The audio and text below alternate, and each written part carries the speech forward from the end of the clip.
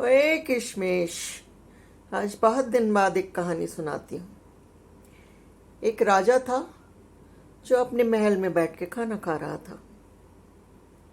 रानी उसे पंखा झल रही थी और देख रही थी राजा क्या खाता है, कैसे खाता है, उसे क्या अच्छा लगता है। थोड़ी देर बाद राजा मुस्कुराया। रानी को समझ में नहीं आया तो रानी ने पूछा, क्यों मुस्कुराए? राजा बोला, बस ऐसे ही। उसने टालने की कोशिश की। रानी बोली, बताओ ना। राजा ने फिर टालने की कोशिश की। अब स्त्री हट तो स्त्री हट। रानी जिद करने लगी, बताइए ना। राजा बोला, यदि जवाब सुनोगी तो बहुत पछताओगी। रानी फिर भी न मानी, बोली, बताइए ना। तो राजा ने बताया कि मुझे वरदान मिला हुआ है और मैं जानवरों की भाषा सुन सकता हूँ। अभी दो चींटी यहाँ से जा रही थी। एक चींटी एक चावल का दाना लिए थी।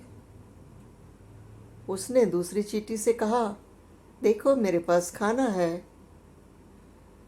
दूसरी चींटी बोली, कहाँ से ले आई? पहली चींटी बोली, राजा की थाली से। दूसरी चींटी बोली, अरे तेरी हिम्मत बहुत बढ़ गई, राजा की थाली से ले आई है। लेकिन इस समय रानी उधर ध्यान न दे रही थी। उसे लग रहा था कि ये कोई कहानी सुना रहे हैं और राजा भी स्पष्ट नहीं बोल रहे थे। रानी ने फिर जिद की, बताया नहीं आपने? राजा बोले, बताया तो था, तुमने सुना नहीं। रानी बोले, नहीं, आप तो कोई कहानी सुना रहे थे। अब राजा थोड़े सावधान हुए।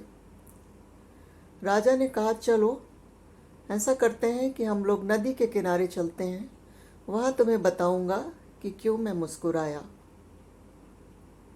और फिर से तुम्हें बता देता हूँ कि मुझे जानवरों की भाषा सुनने का वरदान मिला हुआ है।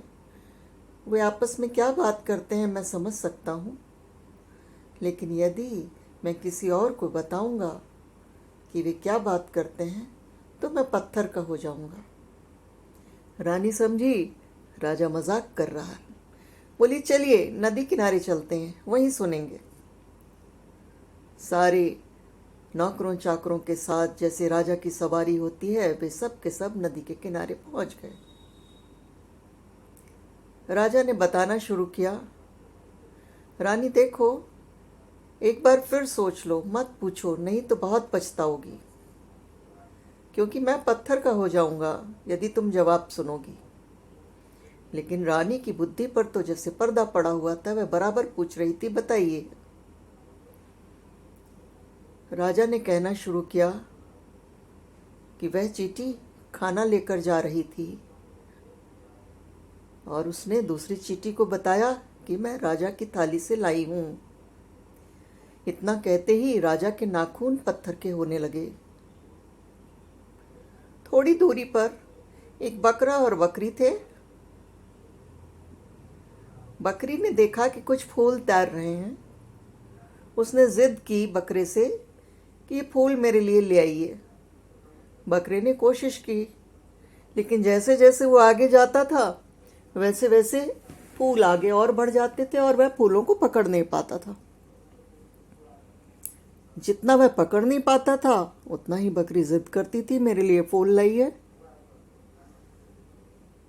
अंत में जब बकरा कोशिश करके हार गया तो उसने बकरी की ओर बहुत गुस्से से देखा और डांट कर बोला, देखो, जितना कोशिश मैं कर सकता था उतनी मैं कर चुका, लेकिन असंभव की बात कहोगी तो मैं नहीं करूंगा।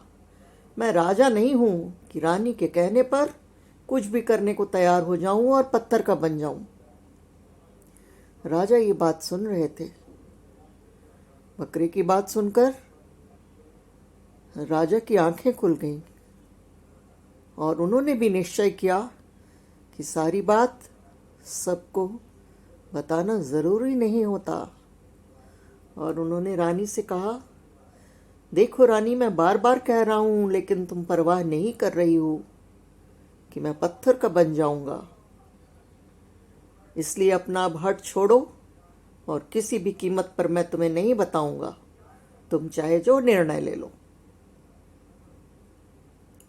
शासन और जिंदगी दोनों ही अनुशासन से चलते हैं किशमिश।